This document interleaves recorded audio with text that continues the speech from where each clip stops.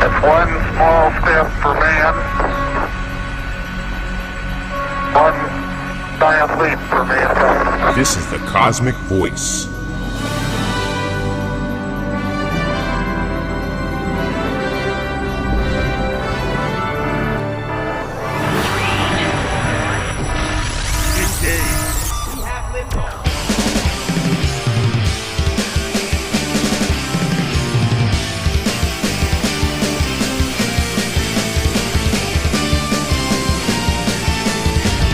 Cosmick Voice.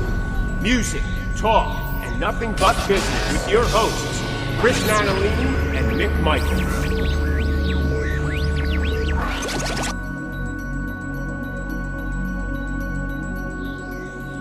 Hello, everyone, and welcome to the Cosmick Voice. This is Season 6, Episode 13. I am here with my co-host, Chris Natalini. What's going on, everybody? And I am Mick Michaels. Welcome back, everyone, to another show. Chris, good morning to you, sir. How are you? Good morning, sir. Good morning, good afternoon, good evening, no matter when you're listening to this. Hello, sir. How are you? I'm doing awesome. Hello, hello. I'm doing fantastic. What a wonderful word. Hello. Hello. Hello. What have you been up to, buddy? What have you been up to? Nothing, man. Nothing. Same old. Yeah, the recording process takes some time, as you know. So I got one band. We're heading back in the studio to fix some mixing and which is really cool because, nowadays a lot of studios, they want to do mix on their own, then they send it to you and send it back. But, with Execution Order, we're able to head back in the studio and mix with the guys. So we have some things that we need to change. So he invited us back. We're going to be heading back soon, pretty much. And then, the artwork's done, pictures are done. And then we just got to put it all together and get it mastered, and that's it. And then with Seeds, we're currently writing and recording. That's awesome. That's awesome. Yeah, we're in post-production mode for our EP. A little behind the eight ball on it, simply because we got involved in a couple other projects and personnel changes. But some of that was by choice. We said, there's no rush to this, anymore. But we're going to be getting it out probably closer to the end of the first quarter of this new year. But we're excited about it. Probably going to be releasing a number of singles from it first. I think that's kind of the new model the label wants to do. But the beauty of it is even though we, from our original schedule timeline, we're maybe a little behind, we've managed to put together a follow-up EP that we're going to release in the fall. So they're going to be kind of like, it's not a part one, part two type of thing, but there's going to be a kind of a feel to that. Yeah. So it actually worked out in our benefit because now we have new music for the whole year. Why we can then go back to our full-length album that we've been working on the last couple years that we'll be able to focus on that as we're playing out this year. So kind of exciting.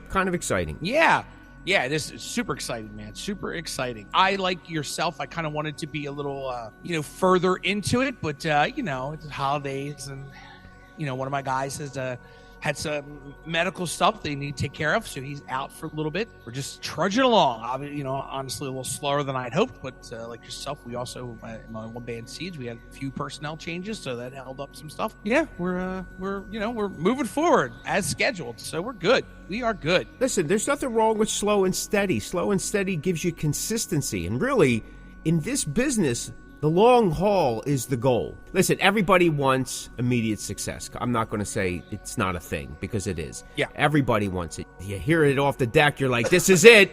This is it. That kind of thing. But the grand scheme of that is, how many one-hit wonders are there? Everybody wants to do this for the long haul. At least I think that you do. If you've been in it for a number of years, you're looking for the long haul. How do you do that? And sometimes slow and steady. If you rush the process, what do you get? Crap. You miss some things, because I've been there. I've done it. I've been forced to rush some things. I forced myself to rush things, thinking, we could get this done. There's a couple albums that I probably wish we didn't release because of the personnel that we had on the album, or certain decisions that we made if we just waited a little longer. But sometimes in a band, and you know this, it's a democracy. You have to take into consideration everybody's feelings and their viewpoints and perspectives. And you got to pick the one, I guess, that sometimes the lesser of two evils. You know what I'm trying to say? You know, and it's not always easy. It's a give and take. But I really truly believe, as my band goes into its 13th year, it's slow and steady. Consistency is the key. This way, you're constantly delivering. I'm not looking to be the greatest, because the greatest is a short time. because somebody else was always going to come. But I want to be good. I want to be consistent. I want to be reliable, dependable on what I deliver. And in the process, you'll get better and better. Better is better than greatest. Everybody wants to be the greatest. Well, go ahead. Give it a shot. Take your time. But you're not going to be great unless you're good. Yeah. And you can't get great unless you're getting better. That's right. I think, too, and this is something you and I just spoke about kind of off the air before we started recording, was, we all have this we're missing something mentality, right? Like, as the situations I'm in, like, we're recording, like, not much is going on because we're trying to get the records done. And, like I said, I have a guy out with a medical thing, and you're constantly like, you're in your window watching the world go by, right? And you're seeing all these other bands do these things, and you're like, oh, like, I should be doing that, or I want to be doing that, or you know what I mean? And that's just, that's just kind of a musician artist mentality. It's hard to sit back and go slow and steady. Your time will come. As many times as I've been through this, and my time has always come better than I had ever hoped for or ever expected. It's just hard to go, all right, just calm down, relax. You'll get there. You know what I mean? Like, you're just trying to get in the mix. And when you're not in the mix, you feel like you're missing the mix. And that's not, unfortunately, that's not a great feeling, but you have to just kind of go, I'll get there. Like, it's fine. I'll get there. It'll be, you definitely don't want to go, well, next year, maybe next year, like this year should be my year, but maybe it'll be next year. Like, you just kind of, you talk yourself into craziness. And you just kind of have to sit back and go, all right, like you said, slow and steady always wins the race. It always wins the race. It always wins the race. You got to have a plan. And that plan, like we talked about so many times before, right? There's long-term, short-term. There's all that kind of stuff. And slow and steady. Slow and steady doesn't mean you're just waiting for things to happen. It's not that you're just sitting on the bleachers. It's that you have a plan, and some things take a little longer to get going. Yeah. And sometimes the wait is definitely worth it. Because, because other things open up. Because we are slightly behind on where we wanted to be schedule-wise for this EP, other opportunities had wound up opening up. I got to work with some other musicians in the process. I got to work at some very prominent studios that I didn't originally plan to do. So, like, the honor and experience was mine. I was like, my God. Like, I walked in, like, pinching myself, like, oh, my God, this is, like, I'm not even sure I could play well in here. I'm so uptight. Like, you know what I mean? And I met some people, and during that process, because we were behind the eight ball, so to speak, I managed to get involved in some other things because of the time that may pay off later this year. I don't know. Yeah. But the experience that I've already had, to me, is fantastic. I'm hoping some things do get to pan out, because then I get to talk about it. But you bring up a great point about how we sometimes get into our heads and we miss what's happening now. Believe me, I'm the king of that. We've talked about it on the show. But I'm going to tell a story that I've never told anybody like this publicly. I recently came across a video of Jim Carrey. He was talking about how he was on an island. He was trying to get off the island. I'm listening to this. There was no specifics. As he's talking about this story, I'm saying to myself, is he talking about what I think he's talking about? So by the end, I'm getting chills, and he still didn't say exactly what was happening. So I had to go into the comments. And I'm reading the comments because in the comments, they explained it a little bit more. And the story he's talking about is in 2018, in January, there was a missile scare in Hawaii. Oh, yeah, that's right. Yeah. I was there with my family that day it happened. Now, I haven't told anybody this. You were there? We were there. Really? We were there with thousands and thousands of other people. This was my first time in Hawaii with my family. It was something that I wanted to do. My kids were getting to an age where we probably wouldn't have been able to do, because of schedules and work and stuff, like we wouldn't be able to do family vacations of this magnitude. And it was always something, listen, coming up the way I did, I got the Wildwood. That was about it, once a year. Yeah. You know what I mean? So this was a big deal for me to be able to give this to my family. So we're on this mountain hike, and all of a sudden, all our phones are going off. You're hearing it all over the place. It's like echoing. And at that time, I had an iPhone, so it was going off. Everybody thought it was a joke at first. And it came a couple more times, and so then, we're Googling it, and apparently there was this apparent missile strike from Korea to Hawaii. Yeah. And we're all sitting there, and we're, like, looking at each other like, oh, my God, like, what's going on? It's like, what do you want to do? And it's like, well, I said, we're kind of too far from the rental car at this point. Like, by the time we get down, like, what difference does it make? I go, why don't we just keep going to the top of this mountain? I go, we got some food. We don't exactly know where it's going to hit. I go, so, maybe we could take refuge somewhere. I go, we got enough snacks that could at least last us another day and a half or something like that until they figure out what's going on. I says, listen, guys, we're together. And for me, if I'm going to go out, I'm going to go out with the people that I love the most in this life. Yeah. And at that moment, like, we all kind of, without saying it, kind of, reflected on that and the gratitude that we were feeling that we were together, and whatever was going to happen, but we were going to face it together. We continued on to the trail. And not to say that none of us were thinking about it, because, we kept getting alerts and stuff like that. And I guess it was maybe 30 minutes later or something like that. Yeah, Listen, if I remember the story correctly, well, it wasn't long. like a whole Yeah. day. Yeah. So we don't know what really happened. We don't know if things were really shot down. It was really a false alarm. It was BS. We're never going to know. Didn't it end up being the like somebody hit a wrong button? Yeah, like, something. At least that's what this cover story well, that's is. what, and and that was just a weather balloon that China sent over. But anyway, my point here is Jim Carrey's talking about he got a call from his assistant. They're trying to get him off the island and stuff like that. There was no hope for us, regular people, calling anybody to get off the island. It was like we just faced it. He did the same thing, too, in his story. Didn't he say he just was like, no, like, I'm just going to stay here? Am I right with that? Yeah.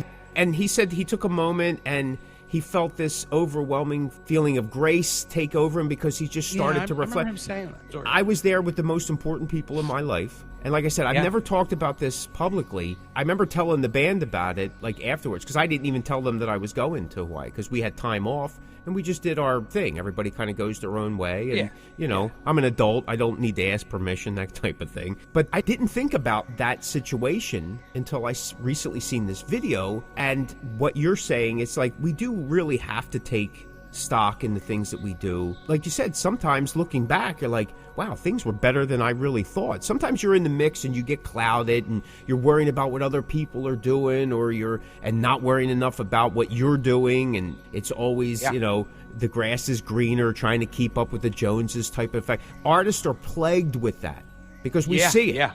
Yeah. Right? Because there's so much of a visual element to what we do. We got to look like we have the biggest crowds, having the greatest time, making the most money, living the most lavish existence. Our tours are huge. Playing the best equipment. That's a trapping. Yeah, for sure. And then often, what do you lose out on? You lose out on good music or good creativity, your opportunity to meet someone or work with someone. You never take true stock in, hey, actually I am doing okay. I would have never done that before, or I mean, who would have thought that I would have done this or done that? So as artists, we really need that level of gratitude in what we're doing. That's not being cocky, and that's not feeding the ego. That's just taking stock about what we're doing to give us further inspiration and aspiration that what we're doing is definitely worth the time and effort. Because you'll have plenty of other people in other walks of life tell you that music is not a valuable resource or option to live your life at. Bro, I 100% agree. 100% agree. And that's a crazy story, dude. Yeah, so thank you, Jim Carrey. Not like he's listening, but you never know. You never know. For bringing that back to my, because I've been thinking about it the last couple of days. I actually shared that little video with my family. I sent it out to them. I go, he's talking about Hawaii. I go, and I literally got chills by the end of the video when I realized what he was talking about, and that I was there as well. It was just a shared experience. Listen, there was people on the trail that started heading back down the mountain, like literally. And I said to my wife, I go, where are they going? I go, I know at the top there was like a lookout point that had, I don't know what it was, but it was a structure. I go, we could take refuge in there. Like, I'm starting to go into survival mode. I go, we got enough granola bars here to last us a day and a half at least. You know what I mean? At least we can kind of do that. Just saying, we'll just do what we can here. But like, what are we going to do? I go, we can't get to the car, and I go, in every direction it's water, so and I don't swim, so I think we better stay here. Well said. Yeah, really. Wait, can we talk? Can we also talk about the fact that you were in Hawaii with Jim Carrey? Yeah, that's pretty cool. I mean, I was like, wow, look at that. Somebody else was there. I'm sure, I'm sure there were a lot of other people there, but it's just an interesting story, an interesting moment. An interesting story. I actually have the screenshot. I took a screenshot because it was happening so many times of the alert that we got on the phone. Yeah. It's on one of my laptops somewhere, but it's, because I go, no one's ever going to believe this. No one's ever going to believe this. Yeah, that's crazy, dude. We didn't know that it got the news coverage until we got back to the hotel literally later that night. Then it was all the talk. Yeah. And my mother-in-law's texting us and, get off the island. Like, come on, where am I going to go? Yeah. Where am I going to go? Like, me and 50 other billion people are at the airport going to be like, I got to get off this island, right? Yeah. Anything exciting going on in your life? Not as exciting as that, no. Well, that's a number of years ago, and I'm glad that excitement is over. Yes, that's for sure. And thank God it didn't happen. Yeah, thank God, man. It was just a faux pas. Yeah, well, like I said, we'll never really know what true. The truth of the matter is. And, hopefully our defense systems were able to correct anything that... there should definitely be no access to a button that sends out a warning. Some random woman hit. Yeah, well, I was watching something, too, yesterday, and it said, how bad are defense systems if a cell phone could knock things out of whack? I mean, so we're in trouble. Yeah, if I remember correctly, I believe it was a woman who hit a button, or was it a man? It doesn't matter. It was a person who hit a button. If I remember that story correctly, it's crazy.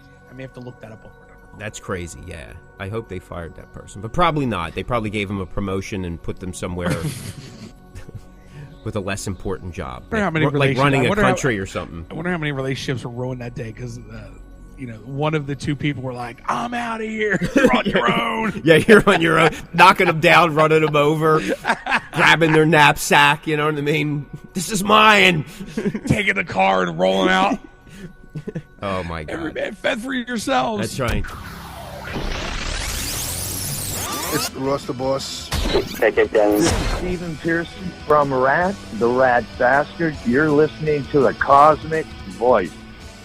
All right, let's get to the topic of the show. Yes, all right, do it. The topic of this show is buying your way to stardom, and she's buying away to heaven. So what do you think, Chris? Only the rich will survive as the new music industry moves into the future? What do you think in this post-COVID craziness?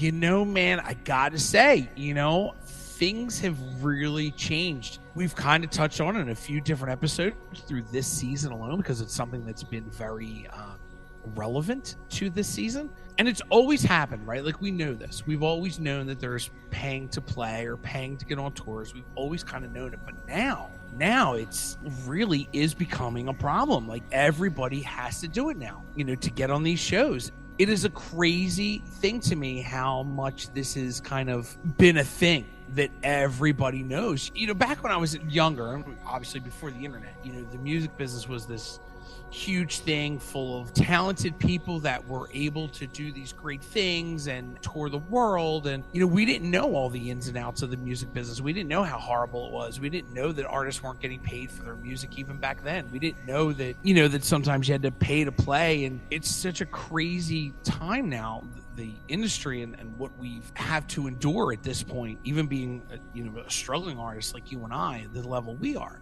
People have to pay to get on these shows. And I'm not talking about just selling tickets. I am literally talking about giving somebody X amount of dollars to get on a show. Now, this isn't everybody, right? Because I have some, I don't want to sound like Eddie Trunk, but in my family, I'm connected to somebody that is heavily in the industry and gets these opportunities and touring with major name people, and they don't have to pay to get on these tours. But I also know what they go through to get on these tours, and it is unbelievably crazy what is going on in the industry. Paying to get on tour, it's been a thing, right? It's been a thing that has been more popular than ever. It really has become a standard now. Will the rich survive? Man, every day I see something that makes me go, yeah, like I kind of think so, because as of recording this, and I haven't looked into it as much because I just saw it yesterday from a friend of mine that posted from her page, because she has a podcast, but she does a true crime podcast. And apparently Spotify is now, I don't want to talk out of line, I'm not really sure. I don't know if you saw this, Mick, but it has something to do with commercials and ads. Like, Spotify is not paying for ads anymore for podcasts or something to that effect. I don't know the right terminology, because like I said, I just saw it in passing yesterday. So, and I'm starting to realize that, yeah, man, like if you don't have the money, it's getting harder and harder, right? Like we've talked about it before, how Spotify, essentially is taking money from artist B and paying artist A. It's amazing to me where the money is going, and the people that deserve the money aren't getting it. Even when it comes to merch has now become so expensive. Some of the quality isn't even as great as what it's worth. Will the rich survive? Yeah, I think so. Unfortunately, I do. And again, it's always been a struggle. These practices are nothing new in our industry, but these practices are harder and harder because I know a bunch of great killer bands that should be seen but can't be seen because they don't have the money to be seen. And even as simple as just paying for sponsors on Facebook, does it really do anything? Do people really see it? You and I have talked about it before, one fan at a time, and absolutely, I still agree with that. But should we be paying $20 a month, whatever it is, they tell us that these people will see it. Do I know that for sure? I'm getting my information of people that seen it from the source that I'm paying. So how do I know that that's true or not? I can only do it and see if anything changes. And I have done it, and I haven't seen anything change. But it's always been like that, right? People with the money hold the key to the gate, right? Like we were talking about earlier before we went on the air. And I think the rich get richer, and the people down here at our level, independent artists, they're struggling. They're struggling to tour. They're struggling to rent vans. They're struggling to buy merch because they can't afford it. And artists at our level, they just can't afford the stuff that goes on to help them further their career. I hear you.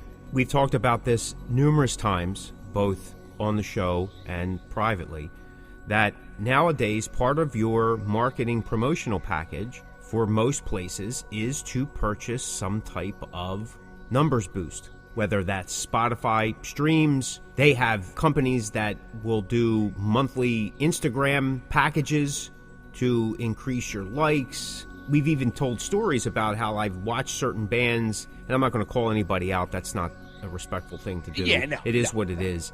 But the bands that are paying for it, you can see. Because how is a band that's pretty much locked in as a local band outperforming someone who's actually in the major international scene, playing with some heavy hitters at some of the biggest places and festivals in the world, and their streams or their likes or their views are a fraction of what this local band is? Yeah. And this local band, what are you doing? Where are you at? I mean, if you have these kind of numbers, why do you need to do certain things that you think you're doing or trying to tell people you're doing?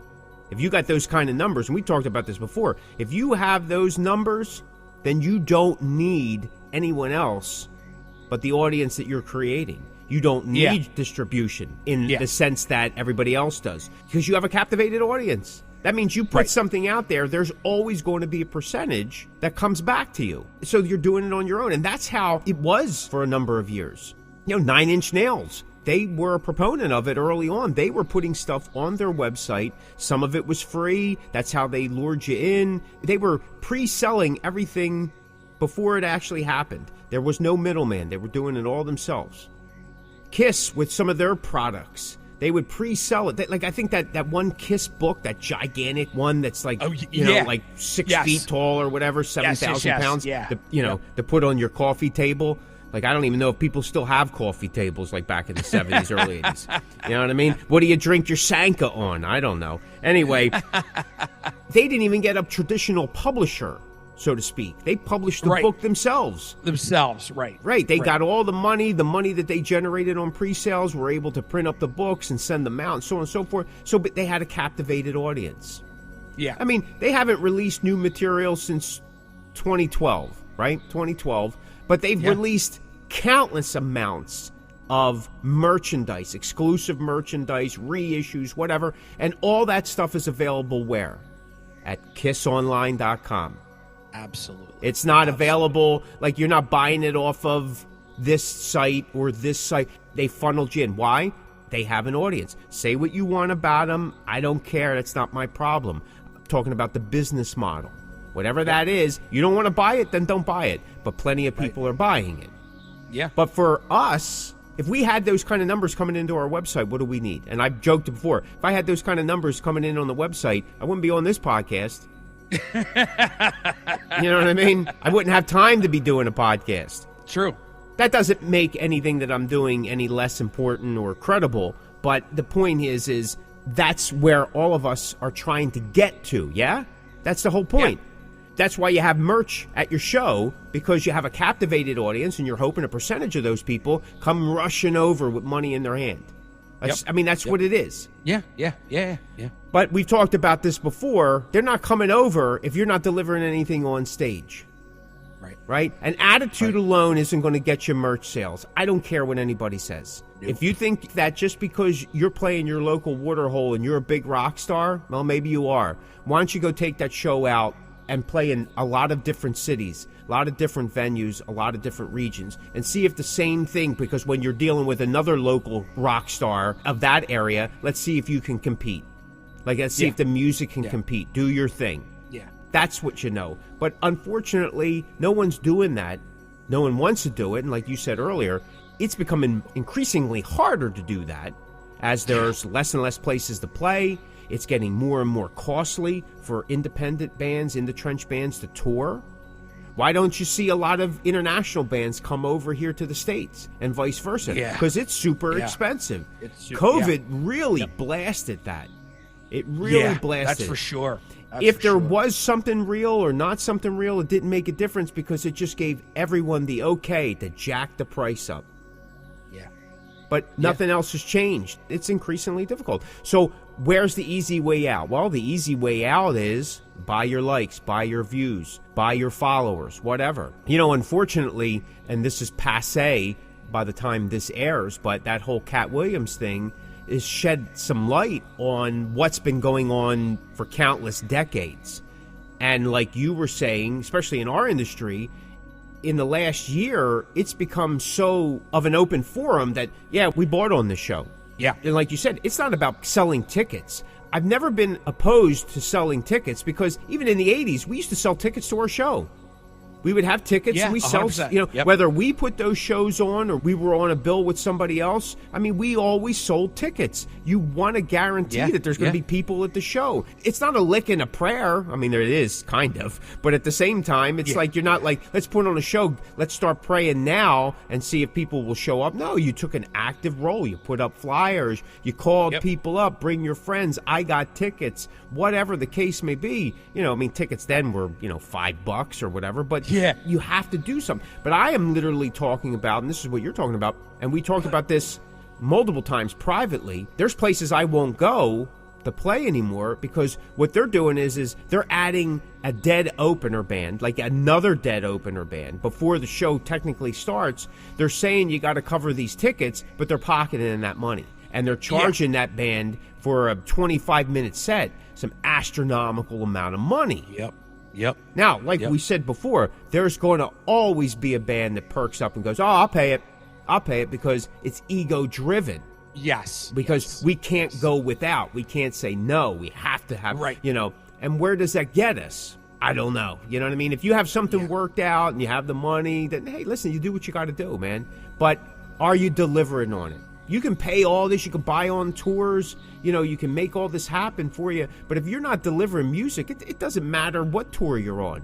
How many bands have been on tours and big tours, and where are they at now? Because they just never delivered. They never were great bands. Maybe the local band is doing better than them.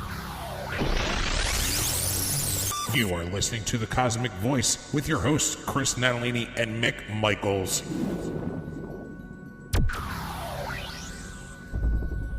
Is it worth it?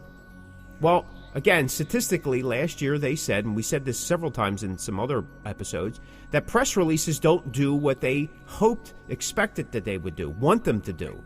They're not increasing sales or streams. Before, you went on tour to sell albums, to sell singles. Now, you go on tour to increase your streams. But the streams aren't helping bands the way that album sales would have helped bands. Right.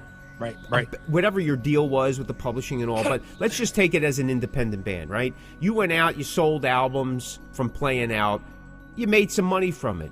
Streams, what are you making out of streams? You're making less on streams than you did on album sales. Yeah. That's why, again, we talked about so many times, like in our last episodes, how to get heard. Having merch at your table that you can sell so they can listen to you so you can get heard after the show is important. Because the worst thing that someone says is, are you on Spotify? And you got to go, well, yeah. And then they don't buy anything and they just go do that. I'm not getting any of that. And now with the new changes, we're not getting anything. If your single, your song doesn't get 1,000 or more streams per year, you don't get any of that. So if you only, in 12 months, that year goes by, you only make 999 streams, you don't get anything. That's the loophole. But that money then gets put in a pot and it's distributed to the top 10%, say, that of people that are actually getting streams. So in some weird way, your band, my band, is actually making money for Taylor Swift and Metallica. Yes. Not that they need my money, not that it's a huge impact, but take that number and multiply it by 6 million other artists. Well, now there's a big chunk. And I'll tell you what, this is no different than what they used to do on the unclaimed royalty money prior to the whole digital boom. Artists would play on songs or appear, whatever, be performers, did some writing, did some engineer, whatever, and they wouldn't be credited. Those royalties would come in and they would just sit there. And there's all these royalties accumulating. They had nowhere to go. So at the end of the year, what those collection agencies did was that they distributed them out to labels and other agencies that were in that top 10% tier. So the model that Spotify's doing is no different than what they used to do before. They just figured out how to do it in the digital market. Yep. We talked about this before. The gatekeepers never went away. They just got pushed off to the side because the crowds got bigger.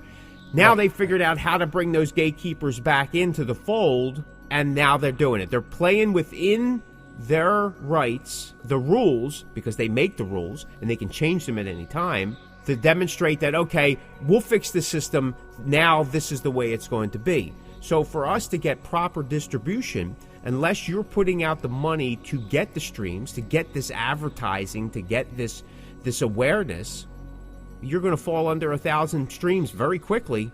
Yes. Right? And you're not going to make anything on it. For some, that maybe doesn't make a difference, and for others, that could be the difference between them moving forward into anything. And so they're just going to make it harder. We're going to go back to, you can't get your music out there unless you're on a label, or you're going to pay astronomical to do it, because like you said, only people with money are going to be able to take advantage of these. You're going to take advantage of them, but there's no guarantee that that's what's going to be. Right. And, one of the things that Cat Williams says, now, again, I'm going to take it as he said it. I don't know for sure. Don't know him. Never followed him. Whatever. That he's always been self-financed. That's something I like that he said. I've always been self-financed. Yep. I don't owe people. People forget that, you get this big record contract. That's all borrowed money. You owe that money. And they take money right off the top. They're taking money. A lot of the money that went to album creation back in the day, when labels were throwing out money like it was nobody's business, a lot of that went to rentals and point fees and paying this guy, that guy, that guy. It had nothing to do with the creativity process. Yeah. Albums were $250,000, $750,000. For what? Crazy. I think Poison did their first album for like $21,000 or something like that. Something like that. In like 14 days it was recorded. And there was another band, I forget who it was, their budget was so low that they could only do one take of the songs. That was it. They did the best that they could, and whatever they couldn't fix in post was eliminated. I mean, these inflated fees is one thing, but somebody was always getting paid on that back end. That whole model never disappeared, but it's back in full swing, baby. And everybody now, from venues to bookers to bands themselves, other artists, everybody's trying to get money off the back end. I've always been a supporter. You get paid for what you do. But I'm not a firm believer in taking advantage of and squashing the system so that nobody else can get anything. That doesn't help our economy, right? Think about the economy. Economy is about, you make it affordable enough that people are making a good living, so they will take that money and go out and spend, put it back into the system so it comes back to them. The better that system generates some commerce, that comes back to the consumer in other ways. lower prices on products. Maybe standard of living goes up, but unfortunately that's not the case right now. Prices are going up, standard of living is remaining the same and dropping in some areas. And the same thing's happening now with artists. Everything's going up, but our standard of creativity is starting to drop. Yes. Yep. And it's funny too, because a lot of people think that, sometimes when people listen to music, they go, I don't know how this band makes it, or I don't know how this artist makes it. They're awful. Well, yeah, they're awful. And they're making it because they're paying the right people. There's so many great artists that no one knows about because they just don't either want to play that game or don't have the finances to play that game. And it's super, super sad. It really is. When you look at the grand scheme, it can be debilitating as it is disheartening. Yes. And again, I know this season has been a rocket shot of what seems to be, wow, like all the negativity that's surrounding these things. Part of the goal here is to make it known. Because if you're going in blind, you're never going to know what's hitting you. But if you have an idea, then you can kind of navigate around it. You can kind of try to mitigate some of it. If that's what you want to do. If you want to keep taking shots, well, man, go ahead. Some of us can handle that. Others, I don't want to do that anymore. I want to do certain things on my terms. You could say, well, who are you? You're nobody. You're right. I'm nobody. But it doesn't matter. It's my life. And I'm the one paying the bill, so I'm going to do it as much as I want. You don't go to a restaurant and just take whatever they have. Yeah, we got hamburger here. This guy over here didn't want, but that's what you're eating. No, it's not. I want it a certain way. I don't want it with this, and I don't want it with that. Because if that's the case, you're not going to that restaurant, are you? Right. So it's bad enough in life. There's certain things we got to take, and we got no choice. This is something that I love to do, I'm passionate about doing, and I want to do it for a long time. And it's going to change. It's been evolving over the years. So I'm at a point where I'm going to do it as much as I can the way I want to do it. And if nobody likes it, well, then nobody likes it. It doesn't make a difference to me. But at the end of the day, and I used to tell former members who used to complain about, why isn't somebody paying our way? Why aren't we on this? And why aren't we doing that? And I go, do you forget that if that's the case, then we owe? And if we lose, not only do we lose, but then we still owe. When you're self-financed and you're not paying out all the time, because what happens when you stop paying? Right. It stops. Yeah. It disappears. Yeah. As long as you're paying, you still got friends. When you ain't paying no more, you're drinking alone, aren't you? Yep. Right. It's true. It's very true. And I'm not a drinker, but I'm telling you, I've seen enough of it. The thing is if you lose and you're self-financed, well, listen, you pick yourself up by the bootstraps and you figure out a way to do it. You figure it out. Yeah. How many artists from our era that we were never figured, like you said, we had no idea about when I got into this, I had no idea about the business. I was just going to play guitar, be in a band, be a rock star. Have long hair. You know what I mean? Have somebody drive me around. I'm going to get on and off planes. That's what I thought. I never knew about the business. You never knew about that. You don't learn that until you're actually in the trenches. Until you're in it, and you're really doing the business. And then you're like, what? You're like, what? It ain't about playing? Oh, man. I don't get free strings? You mean I got to use these strings for 4 years? You mean it's not about the music? Yeah, it's not about the nobody cares about the music. Are you kidding me? No, don't give a rat's ass. Listen, I've met artists and bands that don't even care about the music themselves. The music 100%. that they're playing. 100%. They don't care one way. They don't care about how they look, what they do, the attitude. I'm not even sure why they're doing it. Is it ego? Yeah. I don't know. I've never figured it out.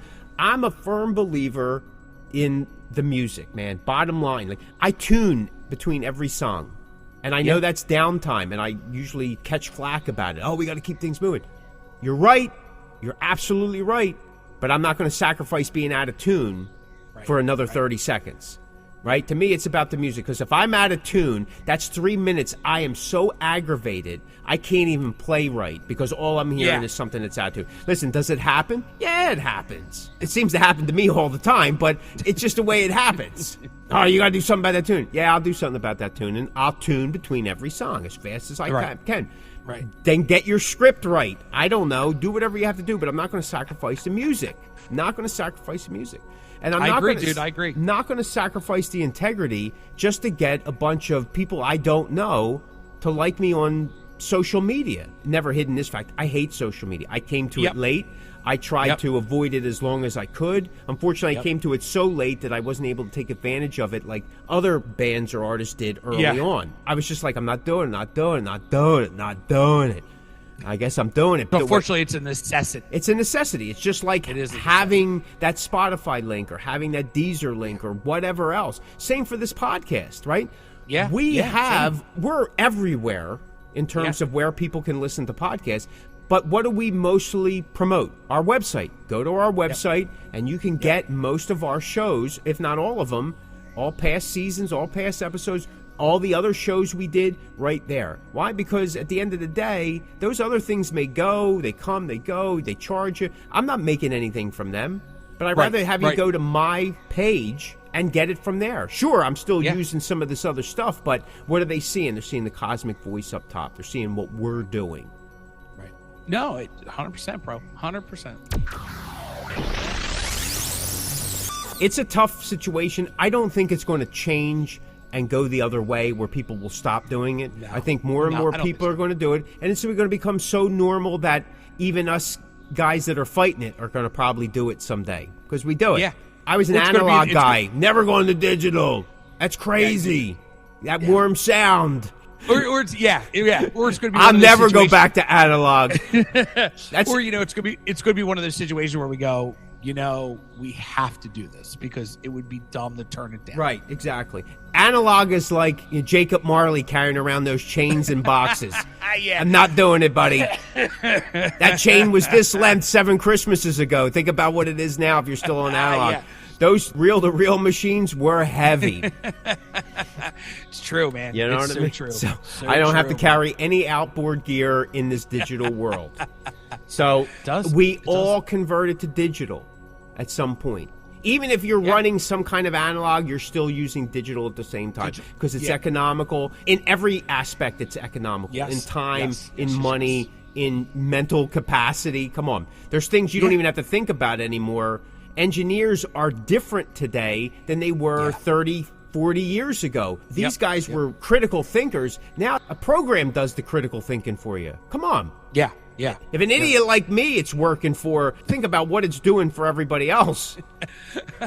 So it's a tough situation. The buying of the likes, the buying of the streams, the buying of the followers, as the world goes more and more into this virtual type world, I can see it. I understand it. In supermarkets, people buy shelf space. They bought movie space on the top of the billboard or, the marquee, whatever. I get it. What I'm having the hardest time with is not that. It's the buy-in on the shows and the back end that you got to pay to get on them. And what's happening is you're playing less and less shows because more venues, more bookers are turning into that. And like you had said earlier before we went on air, the click, always been a click. There's always a click. There's always an in. But it's impossible now to even break into clicks. It's such a thing because the greed's always been there. It's one of the deadly sins, right? 7 deadly sins. But it's unbelievable now. It's it's taken over. It doesn't matter about the music. Music doesn't matter. Doesn't matter. Unfortunately, it doesn't. Nope. So it doesn't. I'm a firm believer. If you can do it yourself. Why pay? If you're going to pay to be on a show, take that money.